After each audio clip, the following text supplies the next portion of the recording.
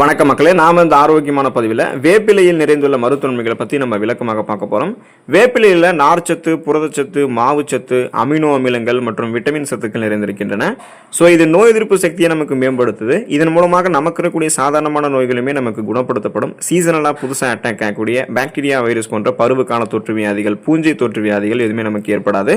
நம் உடலை நச்சுத்தன்மையிலிருந்து நீக்கக்கூடிய வேலையை வேப்பிலை தான் செய்யும். ஸோ வேப்பிலை எந்த அளவுக்கு நம்ம எடுத்துக்கணும், அதில் இருக்கக்கூடிய ஊட்டச்சத்துக்கள் மூலமாக என்னென்ன நன்மைகள் நமக்கு கிடைக்குது அப்படின்றத பற்றி விளக்கமாக பார்க்கலாம். அதை பற்றி பார்க்கறதுக்கு முன்னாடி இந்த வீடியோவுக்கு மட்டும் ஒரு லைக் கொடுத்துட்டு இந்த தகவலை உங்களுக்கு தெரிஞ்சவங்களுக்கும் ஷேர் பண்ணிடுங்க. ஏன்னா இது அவங்களுக்கும் பயனுள்ளதாக இருக்கக்கூடிய ஒரு ஆரோக்கியமான பதிவு தான். இது போன்ற அப்டேட்ஸ்கள் நீங்கள் தொடர்ந்து பார்க்கறதுக்கு நம்மளுடைய ஹெல்த் நியூஸ் தமிழ் சேனலை மறக்காம சப்ஸ்கிரைப் பண்ணி வச்சுக்கோங்க. பக்கத்தில் இருக்கக்கூடிய பெல் பட்டனையும் கிளிக் பண்ணி ஆல் அப்படின்ற ஆப்ஷனையும் செட் பண்ணி வச்சுக்கிட்டீங்க அப்படின்னா நான் போடக்கூடிய எல்லா அப்டேட்ஸும் உங்களுக்கு நோட்டிஃபிகேஷன் அடிக்கடி வந்து சேரும். சரிவாங்க மக்களே, இப்போ வீடியோக்குள்ள போயிடலாம்.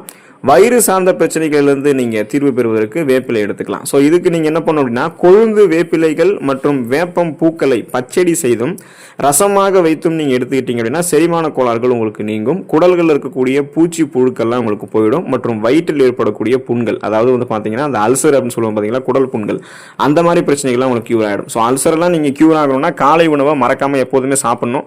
பசி எடுக்கும் போதெல்லாம் நீங்கள் வந்து சாப்பிட ஆரம்பிக்கணும். இன்னும் குறிப்பாக பார்த்தீங்கன்னா உங்களுக்கு அந்த அல்சர் கியூர் ஆகிற வரைக்கும் போது காரசாரமான உணவுகளை சாப்பிடாமல் இருக்கணும்.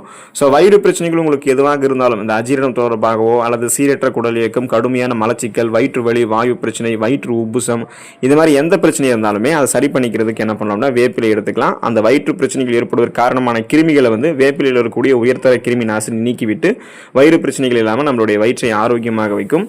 அம்மை நோய் தாக்கத்திலிருந்து விடுபடுவதற்கு வேப்பிலை எடுத்துக்கலாம். கோடை காலங்களில் அதிக உஷ்ணத்தாலும் சில கிருமிகளினுடைய தொற்றாலும் சிலருக்கு தட்டம்மை, பெரியம்மை, சின்னம்மை போன்ற நோய்கள்லாம் ஏற்படும். ஸோ இப்படிப்பட்ட காலங்களில் வேப்பிலைகளை நல்லா அரைச்சி உடல் முழுவதும் பூசி சிறிது நேரம் ஊற வைக்கணும். பின்பு குளிர்ந்த நீரில் மஞ்சள் மற்றும் வேப்பிலைகளை ஊற வைத்து அந்த நீரை ஊற்றி நம்ம குளிக்கும் போது அம்மை குணமாகும். இது வந்து ஒரு வார காலத்திற்கு பார்த்தீங்கன்னா உங்களுக்கு ஒரு வாரம் வரைக்குமே தொடர்ந்து செய்யணும் அப்படின்னு சொல்லுவாங்க. ஸோ இது எதுக்காக நம்ம செய்யணும் அப்படின்னா, இந்த அம்மை நோயினுடைய அந்த இன்ஃபெக்ஷனாக இருக்கக்கூடிய இந்த கிருமி இருக்குது பார்த்தீங்களா, அந்த கிருமிகளினுடைய தாக்கத்தை நம்ம வந்து அந்த கிருமிகளுடைய தாக்கத்தை எதிர்த்து போராடுவதற்காக தான் வேப்பிலையை பயன்படுத்துகிறோம். அது ஒரு உயர்தர கிருமி நாசினி. ஸோ அது வந்து பார்த்தீங்கன்னா உடலில் இருக்கக்கூடிய வெப்பத்தை நமக்கு வந்து குறைச்சி, அந்த உடல் உஷ்ணத்தை குறைச்சி கிருமிகளினுடைய ஆபத்தை தடுத்து நிறுத்துறதால அந்த அம்மை கொப்பளங்கள் மேலும் மேலும் பெருசாக போகாமல் பாதுகாக்கும். அரிப்பு நோய் நமக்கு வந்து ஏற்படும் பார்த்தீங்களா அம்மை இருக்கும்போது, ஸோ அதை எல்லாத்தையும் முன்னாடி ஏற்படாமல் தடுக்கிறதுக்காக தான் வேப்பிலை வந்து பயன்படுத்துகிறோம். அது ஆன்மீகத்துக்காக பயன்படுத்துறது கிடையாது. விஷ முறிவு உங்களுக்கு, அதாவது விஷத்தை வந்து நீங்கள் முறிக்கணும்னு நினைச்சீங்கன்னா வேப்பிலை வந்து பயன்படுத்தலாம். இப்போ வேப்பிலை கொழுந்துகளை தினந்தோறும் சாப்பிட்டு வருபவர்களுக்கு அவங்களுடைய ரத்தத்தில் நோய் எதிர்ப்பு திறன் வந்து அதிகரிக்கும். ரத்தத்தில் இருக்கக்கூடிய கிருமிகள் வந்து அழிந்து போயிட்டு ரத்தம் வந்து சுத்திகரிக்கப்படும். மேலும் பாம்பு மற்றும் இதர விஷ பூச்சிகள் உங்களுக்கு வந்து கடிச்சிருச்சு அப்படின்னா அது கடிபடக்கூடிய பட்சத்தில் வேப்பங்கொழுந்துகளை அதிகம் உண்ணும் போது உடனடியாக விஷம் வந்து உங்களுடைய உடல்ல வேகமாக பரவுவது கட்டுப்படுத்தப்படும். ஸோ அதனால பார்த்தீங்கன்னா ஒரு இன்ஃபெக்ஷன்ஸ் ஆகாமல், தொற்று ஏற்படாமல், அந்த அலர்ஜின்னு சொல்லுவோம், அந்த அலர்ஜி ஏற்படாமல் உங்களுக்கு வந்து ஓரளவுக்கு தான் அதை வந்து கட்டுப்படுத்தும். இதுக்கு பின்பு நீங்கள் முறையான விஷ நீக்கி மருந்துகளை எடுத்துக்கிட்டு அந்த சிகிச்சைகளை மேற்கொள்ள வேண்டியது அவசியம். ஸோ இப்போ நீங்கள் பாம்பு கடிச்சோடனே வேப்பிலை கொழுந்துகளை சாப்பிட்டுட்டு சரியாக போயிடும் நினைக்கக்கூடாது. வேப்பிலை கொழுந்துகளை உடனே சாப்பிட்டீங்கன்னா அது உடனே ரத்தத்தில் பரவ ஆரம்பிச்சு அந்த கிருமிகள் வந்து மேலும் மேலும் பரவாமல், அந்த நச்சுக்கள் பரவாமல் தடுக்குமே தவிர அது மருந்தாக பயன்படாது. ஓரளவுக்கு அலர்ஜி ஏற்படாமல் தடுக்கும். நம்ம உடனே மருத்துவமனைக்கு போயிட்டு விஷக்கடிகளுக்கெல்லாம் சிகிச்சை பார்த்துக்கொள்வது நல்லது. தோல் சம்பந்தமான வியாதிகள் இருக்கு அப்படின்னா அதை கியூர் பண்ணுறதுக்கு வேப்பிலை எடுத்துக்கலாம். நமது தோலில் வேர்க்குரு, அரிப்பு, படை, தேமல் போன்ற பல வகையான நோய்கள் வந்து ஏற்படுது. வேப்பிலைகள் மற்றும் அதனுடைய பூக்களை நன்றாக அரைத்து வாரத்திற்கு ஒரு முறை உடலெங்கும் பூசி அது காய்ந்த பின்பு சற்று இதமான நீரில் நம்ம குளித்து வந்தோம் அப்படின்னா பல தோல் சம்பந்தமான வியாதிகள் நமக்கு நீங்கும்.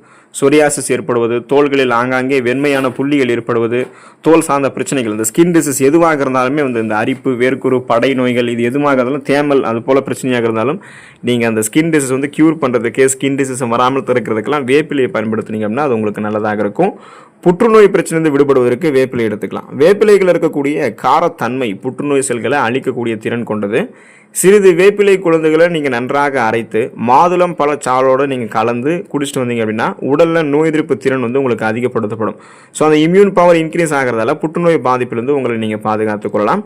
ஆண்களுக்காக இருந்தாலும் சரி, பெண்களுக்காக இருந்தாலும் சரி, அனைவருக்குமே அந்த தீங்கு விளைவிக்கக்கூடிய புற்றுநோய் செல்கள், ஃப்ரீ ரேடிக்கல்ஸ் என்று சொல்லக்கூடிய அந்த புற்றுநோய் செல்கள் பரவாமல் தடுக்கிறதுக்கும், பரவி இருக்கக்கூடிய புற்றுநோய் செல்களுக்குமே நம்மளுடைய உடல்லேருந்து நம்ம வெளியேற்றிக் கொள்வதற்கு, அதில் ஆரோக்கியமாக இருக்கிறதுக்கெல்லாம் நம்ம வேப்பிலை எடுத்துக்கொள்ள வேண்டியது அவசியமாக இருக்குது.